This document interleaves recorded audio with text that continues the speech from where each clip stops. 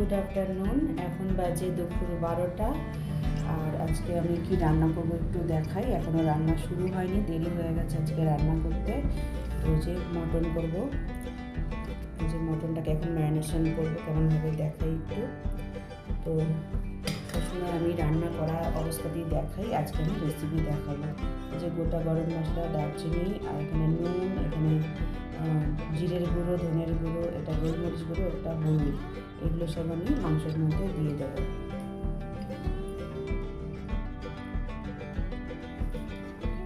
এবারে দেবো আমি একটুখানি পেঁয়াজ কুচনো, বাকি পেঁয়াজটা আমি ভেজে দেবো। অল্প একটু পেঁয়াজ এখন আমি দিয়ে দেবো ওর সাথে।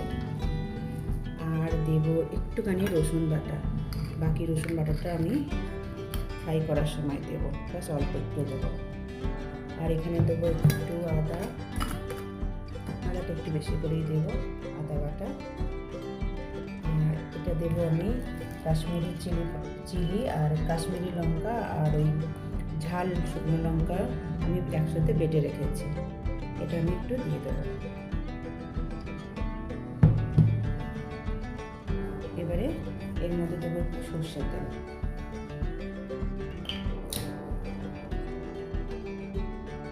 আন্দাজ মতো অল্প করে একটু সর্ষের তেল দিলাম, পরে ভাজার সময় এখনও তেল দিতে হবে। এখন এবার আমি এগুলোকে ভালো করে মেখে নেব। মাখার উপরেই অর্ধেক রান্না হয়ে যাবে। খুব ভালো করে এটা মাখতে হবে আর 1 ঘন্টার জন্য ম্যারিনেশন করে রাখতে হবে। এই যে মাখানো হয়ে গেছে, ততক্ষণে আমি গ্যাস জ্বালিয়ে আলুগুলো ভেজে নেব।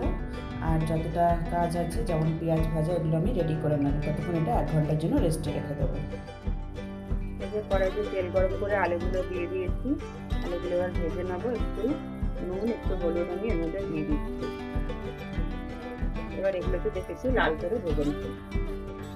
আলুগুলো বেশ লাল করে ভাজা হয়ে গেছে, এবার এগুলোকে আমি তুলে নেবো।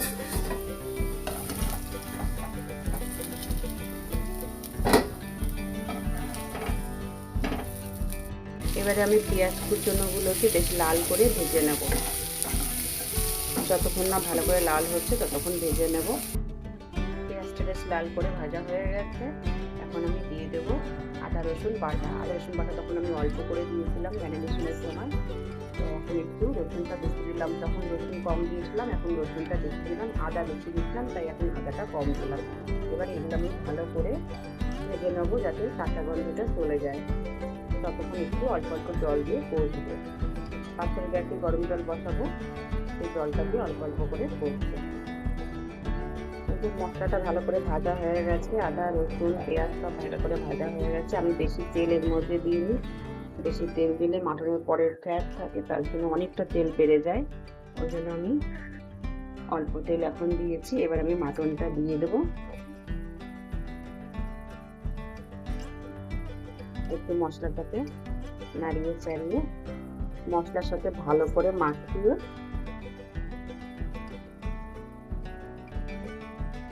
এবার আমি এটাকে ঢাকা চাপা দিয়ে দেবো। 10 মিনিট পরে আমি এটা দিয়ে দেবো। এবারে ঢাকা দিয়ে রেখে 10 মিনিট হয়ে গেছে, এবার আমি ঢাকনাটাকে খুলে দেবো। এবার আমি এটাকে একটু জল বেরিয়েছে দেখছি অনেকটা। এবার আমি এটাকে আস্তে আস্তে কষতে থাকবো 20 থেকে 25 মিনিট মতো, যতক্ষণ না তেল ছেড়ে দিচ্ছে। আর এই সময়টা আমি দিয়ে দেবো ধুয়ে রাখা দুটো গোটা রসুন, আর দেবো আমি তেজপাতা। আমি তেজপাতাটা দিতে ভুলে গেছিলাম আগে, তাই এখন দিয়ে দিলাম। এবার আমি এইভাবে কষতে থাকবো 20 থেকে 25 মিনিট। যে মাংসটা কষা হয়ে গেছে, 4 মিনিট ধরে কষলাম, তেলও ছেড়ে দিয়েছে। এবারে আমি এর মধ্যে দিয়ে দেবো গরম জল।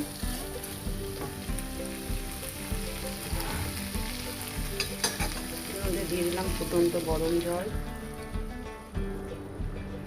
যতটুকু ঝোল লাগবে ততটুকু জল দিয়ে দিলাম। তার সঙ্গে দেবো আমি টমেটো, যেহেতু আমি দই দিইনি তাই টমেটো দিয়ে দিলাম। আর তার সঙ্গে দেবো আমি এই যে ভেজে রাখা আলু।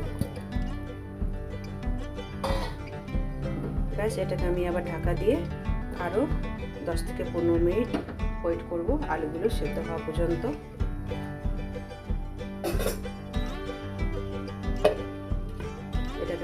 10 মিনিট ছেড়ে দেবো, ততক্ষণ আমি অন্য কাজগুলো সেরে আসি। দেখি এবারে আলুটা সেদ্ধ হয়েছে নাকি। হয়ে গেছে 20 মিনিট। এবারে একটু নাড়িয়ে চাড়িয়ে দেখব। আলুটা সেদ্ধ হয়ে গেছে মনে হচ্ছে, হয়ে গেছে। এবারে আমি দেব গরম মশলা। গরম মশলার গুঁড়ো একটু দিয়ে দিলাম। তো মাটন রান্না আমার কমপ্লিট। গরম গরম ভাতও রেডি হয়ে গেছে। আমি যখন প্রথম ভাইজ্যাগে আসি, আজ থেকে 25-26 বছর আগে, তখন কিন্তু মাটন পাওয়া যেত না। পাওয়া যেত, ভেড়া পাওয়া যেত, খাসি পাওয়া যেত না, এবং কোথায় পাওয়া যায় সেটাও জানতাম না। বেশ কিছু বছর আমার মাটনটা সেভাবে খাওয়া হতো না। তারপরে আমি সন্ধান পাই কোথায় কোথায় খাসির মাংস বিক্রি হয়। তারপর থেকে আমি মাংস খাওয়া শুরু করি। তার আগে আমি ভেড়ার মাংস খেতাম না। এখানে বেশি ভেড়ার মাংসটাই এখানে চল আছে, আর এখানকার মানুষরা ভেড়ার মাংসই বেশি পছন্দ করে। তো তারপরে যখন আমি খোঁজ পাই দোকানের, তারপর থেকে আমি খাসির মাংস খাই।